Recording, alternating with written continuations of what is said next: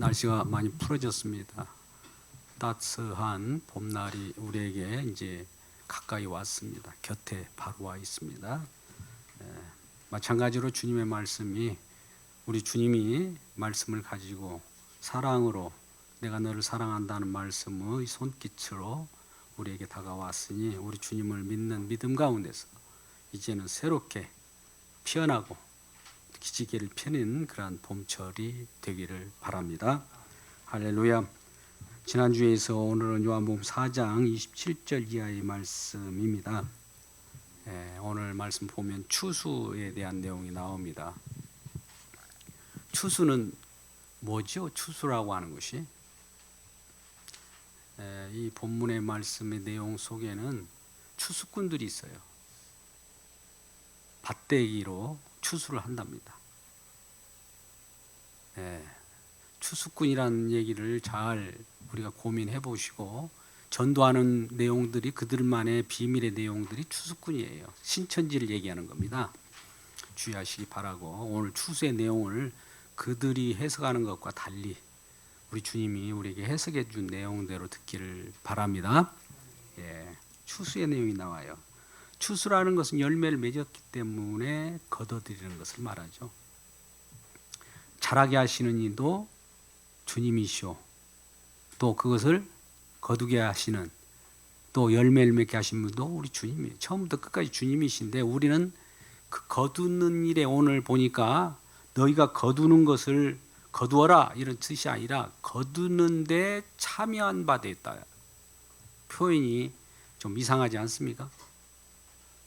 또 심는 이가 있고 거두는 이가 있대요. 거두려고 하면 심는 이가 있어야 할 거 아닙니까? 씨앗이 뿌려져야 줄기가 올라오고 또 장차 꽃이 피고 열매를 맺는 것이 당연한 거 아니겠습니까? 뿌리는 자가 있으면 물론 뿌리는 자가 거둘 수도 있고 뿌리는 이가 있기 때문에 거두는 일이 벌어지지 뿌리는 이 없이 거두는 법은 없다. 그러니까 거둘 때는 뭔가 누군가 뿌려놨구나를 생각하셔야 돼요. 그러면 거둘 때 우리들어 거두라고 하는 것도 아니고 거기 가서 거두는 부분들을 놓고 참여하라는 거예요. 참여. 또 거두는 분들도 또 우리 주님께서 보내주시겠죠. 그런 내용입니다. 일단 그런 방향으로 말씀을 듣기를 원하고요. 우리가 오늘 말씀 이어지는 말씀 뭐냐면 지금 사마리아라고 하는 지역이에요. 사마리아는 버려진 땅이에요. 저주해가 심하게 많은 사람들이 그 땅은 싫어합니다. 왜요? 너무나 우리 인간적으로 볼 때도 그 지역이 더러워진 땅이라고 보는 거예요. 우리가 지나가다가도 어떤 좋지 않는 지역 같은 경우는 그 지역 가면 아이들이 혹은 그쪽 사람들이 별로 좋지 않더라 하면 피해가지 않습니까? 그런 지역이에요. 그런데 예수님은 그러한 지역을 가로질러 가요. 우리 주님은 피해가는 법이 없어요. 우리는 피해 다니잖아요. 내 유익한 대로. 근데 주님은 그런 곳을 어둠을 뚫고 가요. 우리는 어둠을 피해가잖아요. 뚫고 들어가는 그런 어둠 속에 놓여있는 그 사마리아 수가성 여인이 어둠 속에서 행하는 일은 많은 사람이 고통을 당하는 그러한 생각을 가지고 살아가는 것을 표현하듯이 대낮에 아무도 인적이 드문 그때에 물을 길러오는 거죠. 물을 길러온 거예요. 야곱의 우물이 거기 있었던 거예요. 예수님은 하나님의 큰 물줄기를 따라서 이전에 하나님께서 미리 심어놨던 그러한 곳을 찾아서 다닙니다. 그곳이 야곱의 우물에 앉아 있는 거예요. 우물의 주인인 거예요. 참된 우물의 주인.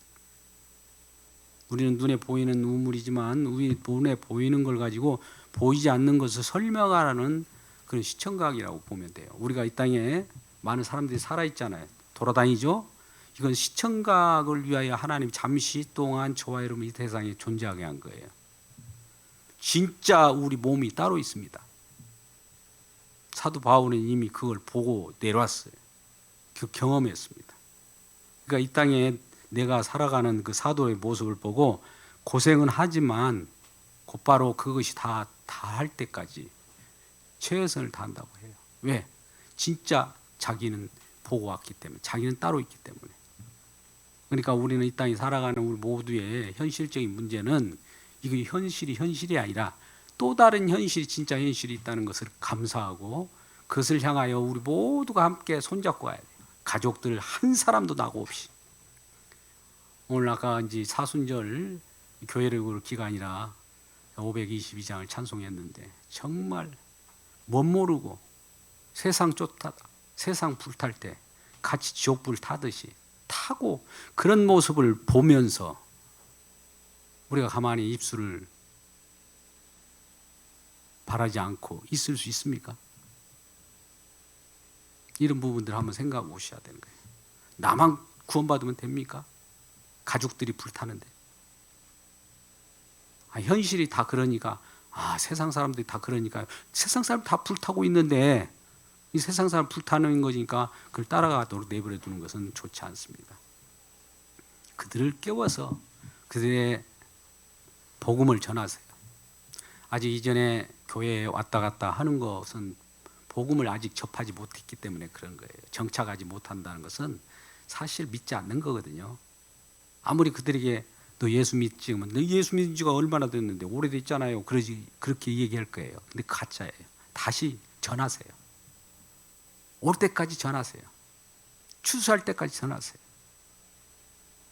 주님한테 그런 주님의 은혜와 사랑과 긍휼을 받은 자로서 그것이 너무 감사해서 오지 않고서는 못 배기는 것이 하나님께서 주시는 믿음이에요.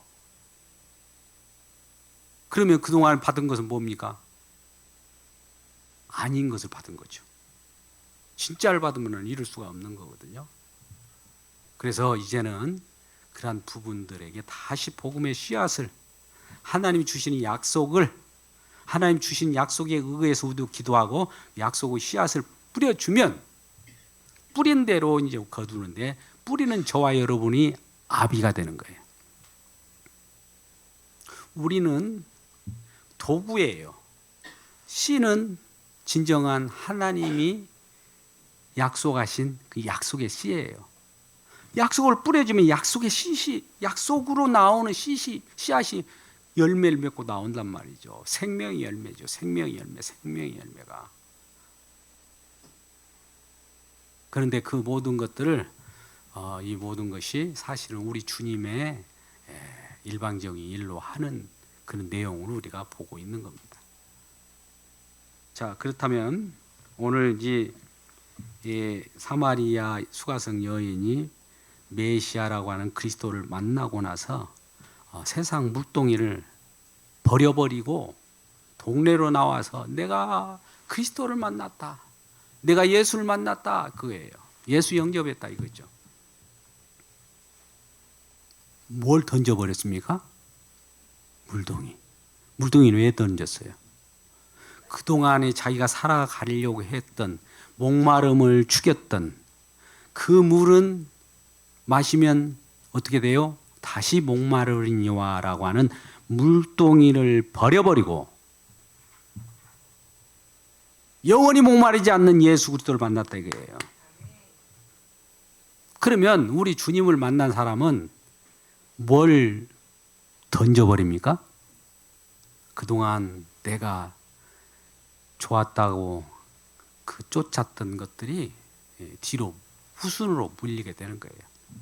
오늘 이제 수가성 여인이 물동이를 번진다는 것은 먼저 그리스도 예수가 먼저라는 걸 알고 있기 때문에 그것을 우선순위로 잡았기 때문에 다른 것이 안 보이는 거예요. 물동이가 뭐 무슨 소용이 있어요? 버려버리고 간 것인데 물론 주님과 더불어서 물동이도 같이 현실적으로 살아가는 우리의 시청각으로 살아가는 이 현실의 몸도 있으니까 그것도 물동이가 있어야 살아가는 거예요.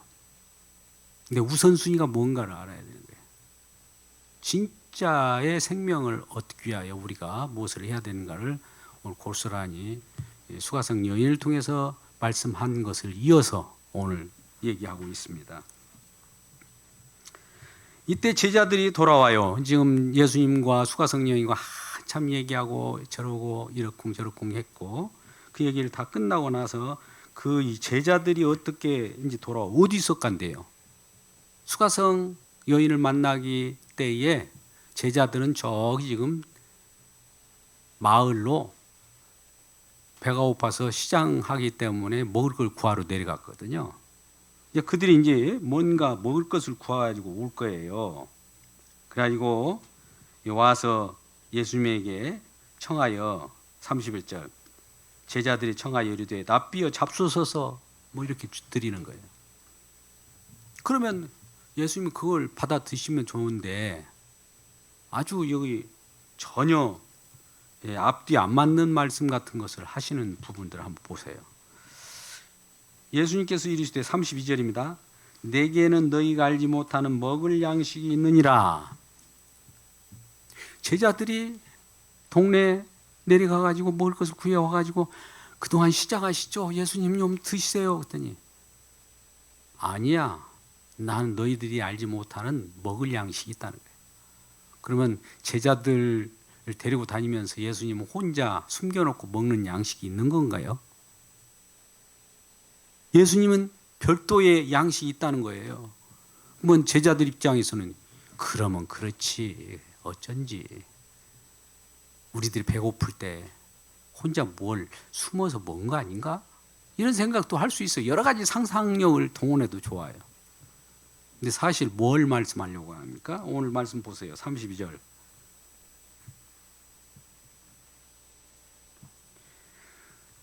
내게는 너희가 알지 못하는 먹을 양식이 있느니라 하면서 34절로 뛰어 내려갑니다. 어떤 그 양식이 뭔가를 설명합니다. 예수께서 이르시되 나의 양식은 나를 보내신 이 뜻을 행하며 그 일을 온전히 이루는 이것이니라. 이게 무슨 양식입니까? 아버지께서 예수 그리스도를 이 땅에 보내실 때 어떤 미션을 주어졌어요. 너는 내려가서 이것을 꼭 해라. 아버지 뜻을 그대로 받고 그 임무를 수행하려고 이 땅에 내려왔어요. 그것을 다 이루고 행하는 것이 예수님의 먹을 양식이래요. 이게 이해가 갑니까? 성령으로 충만하시기를 주의 이름으로 축복합니다. 영적으로 해석되기를 바랍니다. 그 뒤에 나와요. 그러면서 설명을 해요. 너희는 넉 달이 지나야 추수할 때가 이르겠다 하지 않느냐. 지금 절기적으로 보면 넉 달 후면은 맥추절.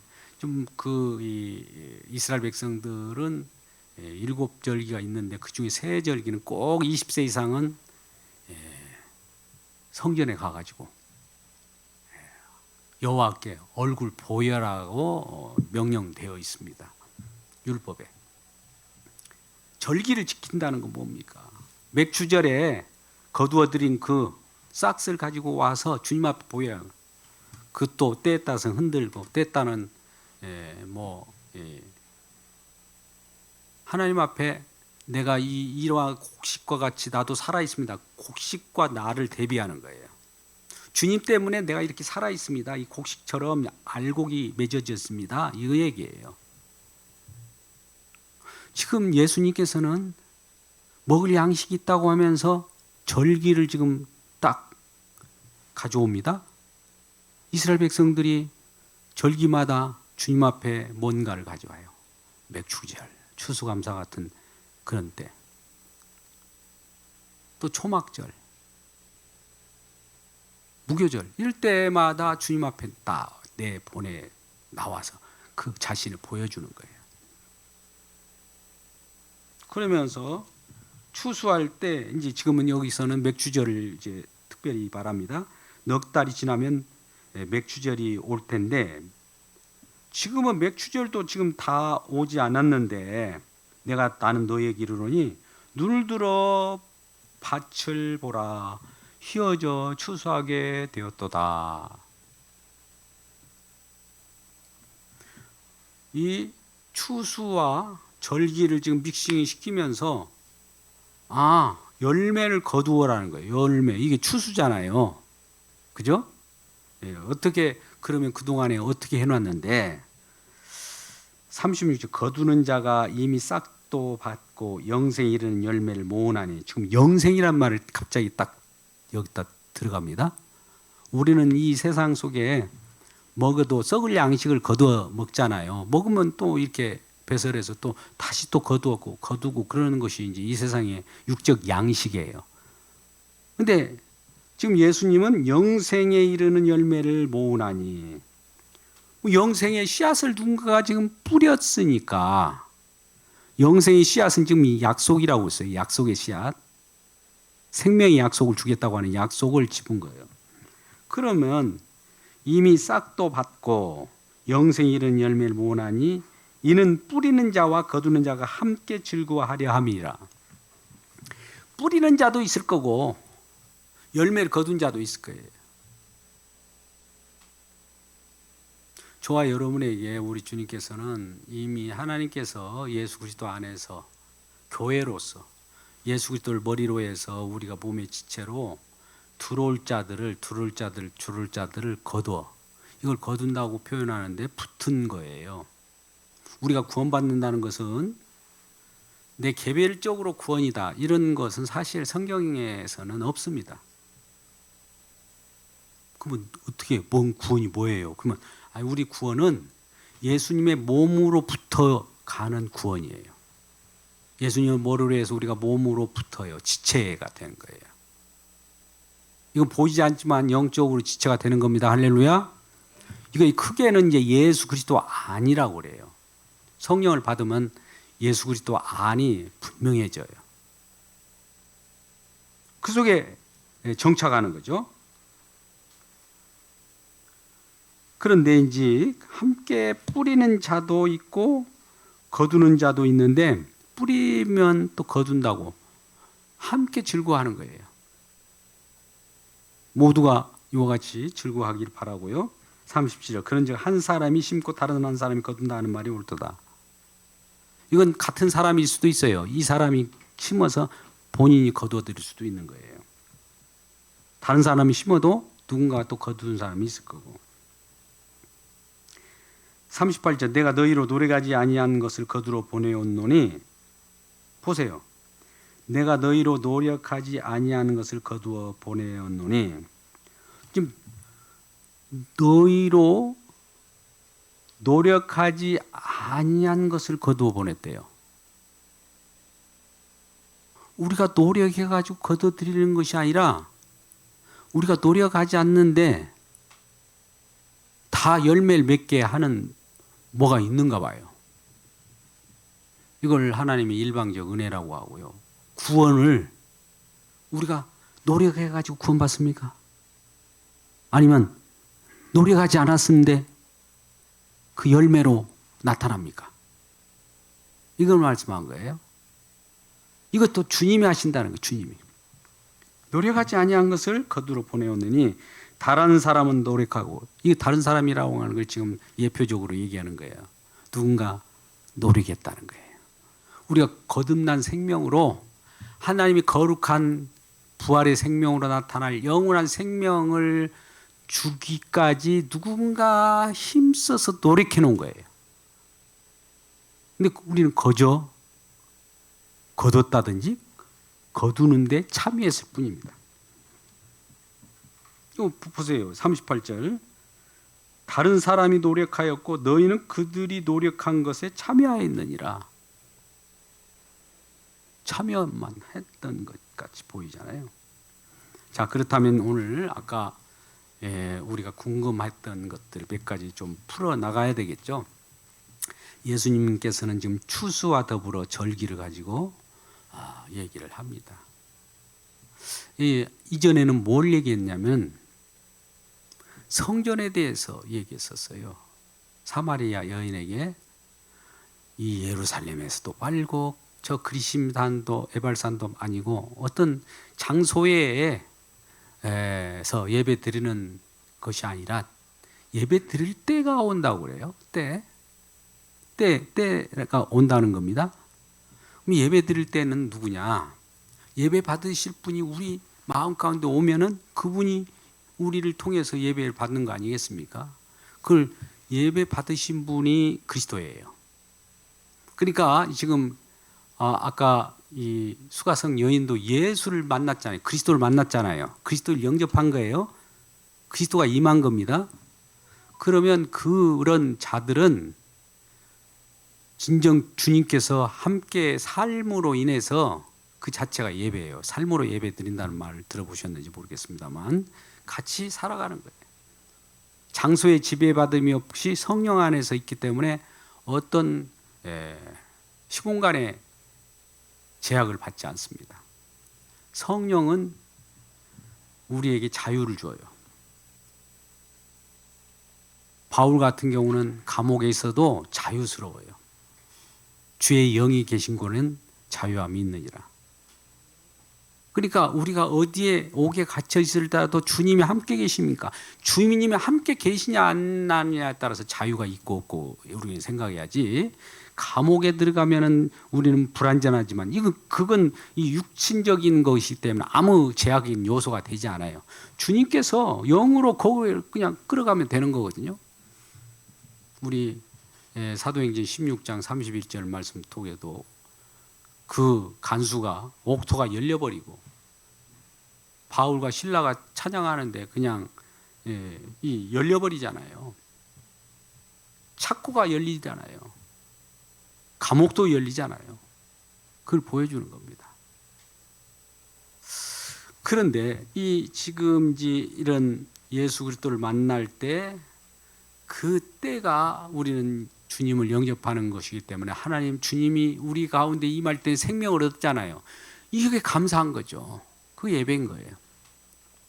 이어서 이제 방금 그런 성전에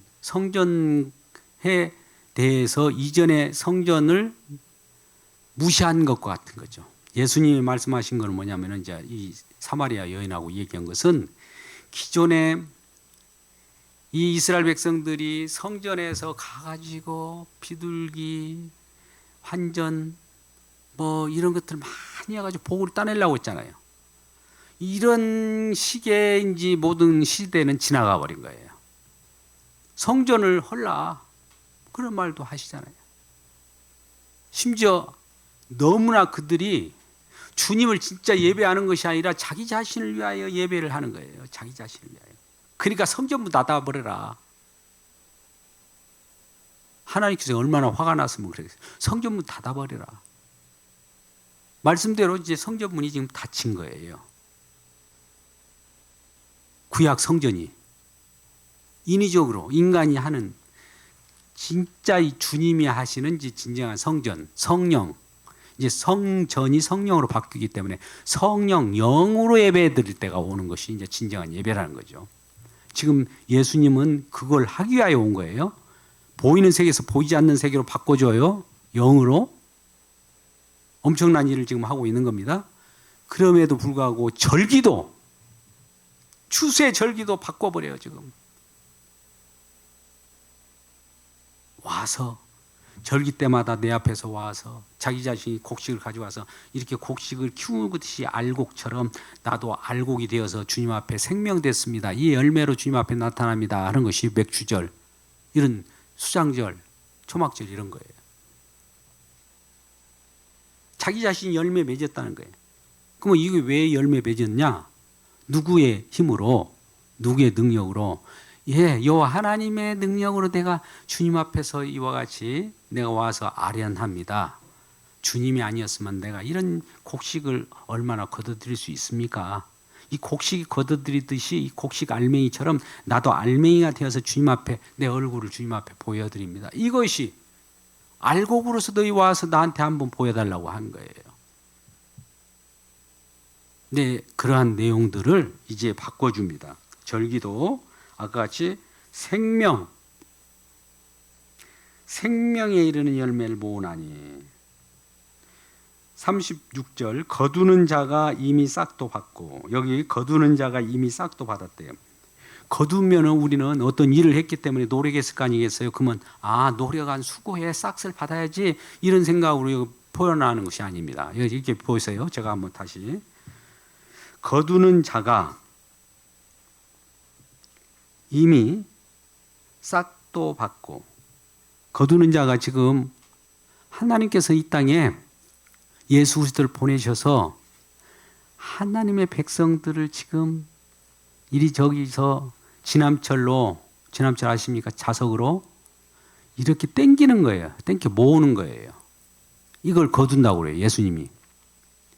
근데 그 지남철로 거두는 그분이 이미 싹도 받고, 여기 표현을 싹도 받았다는 것은 예수님은 돈을 받았다는 말인가? 거두는데 수고했기 때문에 많은 사람들에게 물질을 받았다는 건가? 그것이 아니에요. 거두는 자 예수님이죠. 방금 같이 지남철로 구원받을 백성들을 예수님의 몸의 지체로 붙이려고 하는 거니까요. 근데 이미 싹도 받고라는 말은 이미 형벌을 받고 형벌을 받았대요. 예수님이 형벌을 받았기 때문에 그 다음에 영생이 거둬지는 거예요. 할렐루야. 그 다음에 영생이 이르는 열매를 모으나니, 이 예수님의 수고가 없으면, 예수님의 공로가 없으면, 예수님의 죽으심이 없으면, 예수님의 피 흘림이 없으면, 예수님의 싹 지불이 없으면 열매 거둘 수가 없어요. 우리가 자연 속에서 이렇게 살아가고 말씀을 하나님 주셨다고 할 때로 말씀을 내가 지켜서 열매를 거둡니까? 아니에요.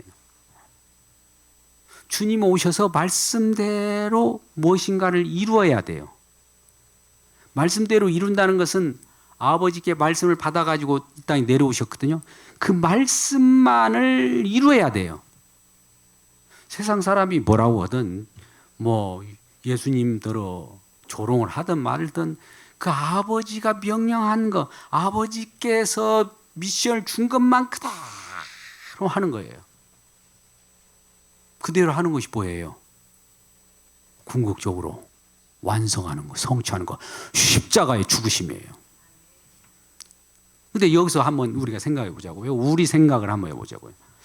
죽으면은 실패, 죽으면은 그거 좀 이상하지 않아? 죽은 거 별로 좋지 않아. 우리는 이런 생각을 할 거예요. 그죠? 근데 하나님은 지금 예수님께서 이 땅에 가서 죽는 미션을 줬단 말이죠. 그걸 이루어야 될까요? 안 이루어야 될까요? 사람들이 나를 볼 때, 예수님 입장에서 사람들이 나를 볼 때 전능하신 하나님으로 알려고 하면, 내가 죽으면 사람들이 나를 뭘로 볼까요? 그러니까 나 안 죽을래요. 그냥 막 큰 기적만 행하고 사람들 건드는 사람들 철장을 확 깨뜨리듯이 막 깨버리고, 그런 그냥 엄청난 용사로 내가 큰일을 할 테니까 이게 능력 아닙니까? 이렇게 나타났을까요? 아니에요. 하나님 뜻은요, 이 땅에 오셔서 죽는 거예요. 죽으라고 미션이 주어졌어요.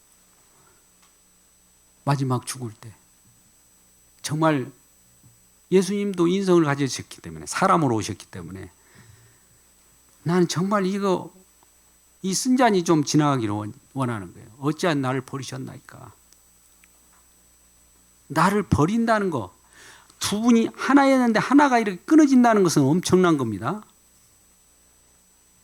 버려진다는 것은 본래 하나였다는 것이에요. 버려져요. 그것이 하나님 뜻이래요. 하나님 뜻이면 하나님 뜻대로 하옵소서 그렇게 하고 진정한 뜻을 이루잖아요. 그 뜻을 이루는데 전능하신 하나님이라는 거예요. 할렐루야. 근데 이런 지혜를 사람들이 기억합니까? 아이고, 뭐야, 죽는 거. 이런 생각하면 우리의 육적인 생각만이에요. 영적인 내용은요, 하나님이 약속대로 오셔서 죽어야 열매를 맺는데요. 죽으니까 열매를 맺는데, 우리 요한복음 12장 24절 이하의 말씀이에요. 하늘이 미랄이 그대로 있으면 하늘 그대로요. 죽으면 많은 열매를 맺는다. 그걸 위하여 온 거예요. 그거 미션이에요. 죽으라고 미션이었는데, 미션을 줬는데 그것을 안 이루면 어떤 일이 벌어지냐면, 생명이 없습니다. 영생이 없어요. 저와 여러분은 희망이 없어요. 근데 세상 사람들 그걸 우리 생명을 주었다고 그거 가지고 이거 지금 좀 지금도 불분명하게 그것을 받아들이지 못하는 거예요. 죽는 하나님 어디 있느냐. 근데 하나님께서는 이란 이 예수님이 내가 죽을 수도 있고 다시 살 수 있는 권세를 아버지가 주셨대요. 요한복음에 그렇게 말씀합니다. 그러니까 왜 죽어야 되느냐? 예수님이 무슨 죄가 있어요? 한번 보세요. 하나님이신데 그분이 이 땅에 오셔서 왜 죽어야 될까요? 우리가 죽어 있기 때문에 그래요. 우리가 죽어 있기 때문에 우리 살리려고 그분이 죽은 거예요. 할렐루야. 그분이 안 죽으면 우리는 못 살아요. 영원토록.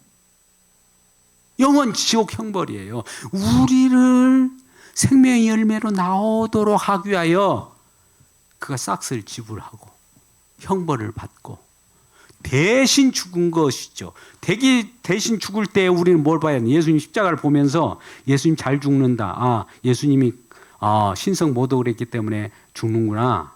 예수님께서 율법도 어기는 것처럼 보였고 막 모독적인 말을 하더니 잘 죽는구나. 이렇게 보는 사람도 있는가 하면 이사야가 그걸 예언했어요.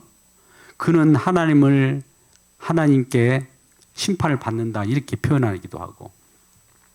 근데 그 속에 내면은 겉은 그렇게 보여요. 모든 사람이 그렇게 보게. 저 사람이 형벌받아서 죽는 거지. 십자가는 형벌이잖아요. 근데 그 속에 있는 내용을 못 봐요. 그 속에 보화가 숨겨져 있는데. 우리는 지금 사순절 이거 우리가 잘 아는 말 이사야 53장을 너무나 잘 알 거예요. 그가 찔림은 우리의 허물 때문이요. 그가 상함은 우리의 죄악 때문이라. 그가 징계를 맞음으로 우리가 평안을 누리고 그가 채찍에 맞음으로 우리가 나음을 입었도다.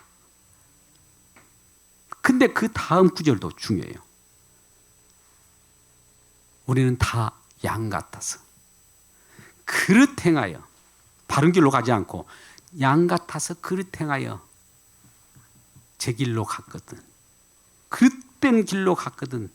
여호와께서는 우리를 위하여 어떻게 하셨다고요?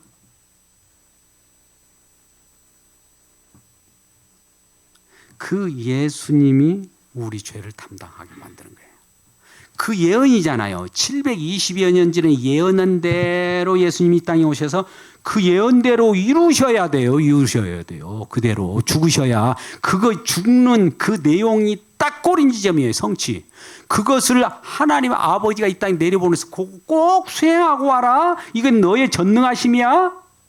이렇게 명령했어요. 근데 사람들은 그걸 볼 수 있나요? 모르지.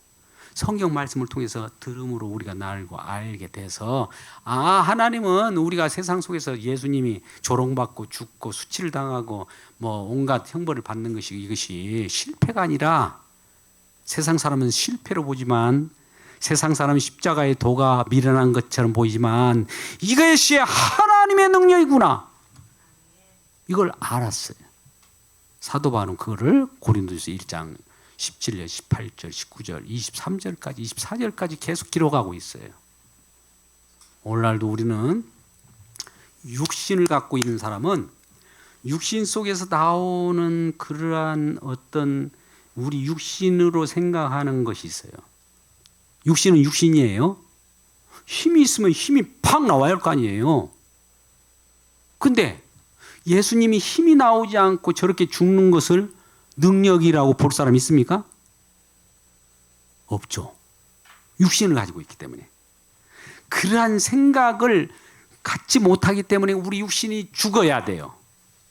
아까 내가 그리스도와 함께 십자가에 못 박혔느니 주님이 그래서 저와 여러분을 죽이려고 왔어요. 그런 육신의 생각을 죽이면 십자가로 이루신 내용이 영으로 해석되고 영으로 다시 살려져서 성령을 우리에게 주심으로 말미암아 딱 성령을 받고 보니까 예수님이 죽는 것이 우리를 살리는 길이구나.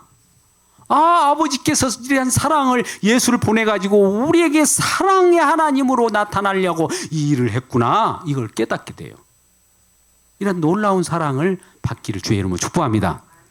그러면 아까 예수님께서 나는 양식이 있다. 양식이 있다는 거 예수님은 배불러야 돼요.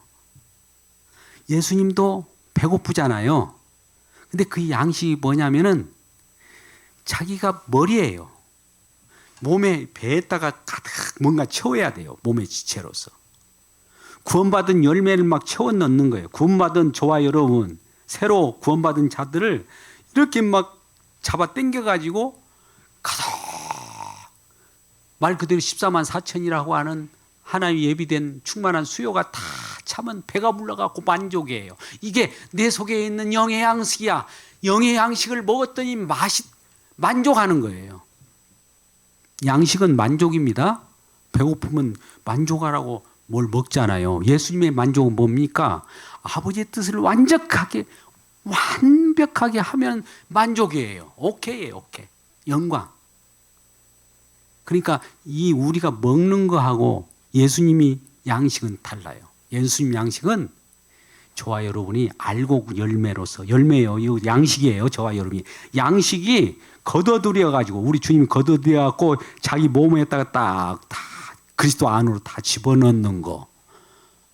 열매가 많이 들어왔잖아요. 알곡이 창고처럼. 이게 양식이라고요. 이 양식을 두고 얘기하는 거예요. 34절 말씀을 영어로 우리가 해석되기를 주님의 이름으로 축복합니다.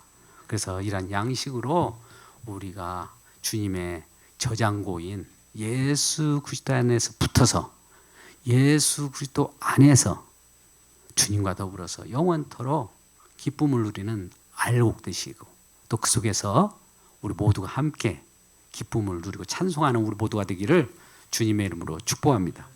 기도하겠습니다. 아버지 하나님, 주님의 말씀 따라 오늘 진정으로 하나님의 약속의 말씀이 우리에게 임함으로 말미암아 약속이 약속대로 약속의 자손으로 그리스도 예수 그 속에 품 속에 있는 진정한 하나님의 자녀들이 탄생하게 하시면 감사합니다. 이를 위하여 우리 주님께서 이 땅에 오셨고 또 죽으시고 다시 부활하셔서 진정한 하나님이심을 보여주시고 우리와 함께 더불어서 영원토록 복락을 누리게 하시는 우리 주님께 감사를 드립니다. 하나님의 모든 성도들 가운데 이러한 은혜가 온 가족에게 다 임하게 해주시고 한 사람도 쭉정이로 불에 타지 않도록 도와주시고 또 모두가 약속으로 자녀로 창고에 저장되는 귀한 주님의 양식이 되게 하여 주옵소서. 예수님의 이름으로 기도드리옵나이다. 아멘.